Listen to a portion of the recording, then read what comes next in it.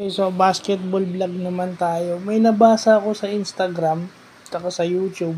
Kasi Kevin Giambao daw, kursunada ng New York Knicks para maglaro sa kanila. Well, kung mangyayari yun, maganda. Kasi, di ba, meron ng Pilipino, di ba? Kasi so far, dalawa pa lang eh. Philam itong si Jalen sa Houston, si Jalen Green at saka si Jordan Clarkson. Philams yan.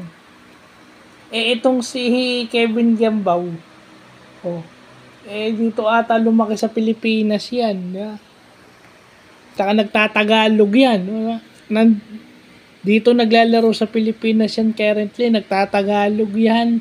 Diba? So, pure Filipino, diba?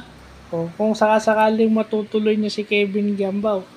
Kasi si Kai Soto, malabo pa sa ngayon. Pero, sana may Pilipino na, full-blooded, na makapasok sa NBA. At sana si Kevin Giambao yun. Diba? Actually, kung ako tatanungin, gusto ko si Kai Soto tsaka si Kevin Giambao nasa NBA na pareho. Kahit anong team. Baka manood ulit ako ng NBA. Basta nandun sila. At gagamitin hindi yung binabanggo. Grabe din kasi yun ang mahirap eh. Pagka yung sa Summer League, nakarating ka, parang grabe discrimination sa kanila. Walang tiwala sa kanila yung mga coach. So, yung magandang balita tayo na kursunado si Kevin Giambao. If ever matuloy, sana gamitin si KQ. Sayang kung hindi gagamitin eh.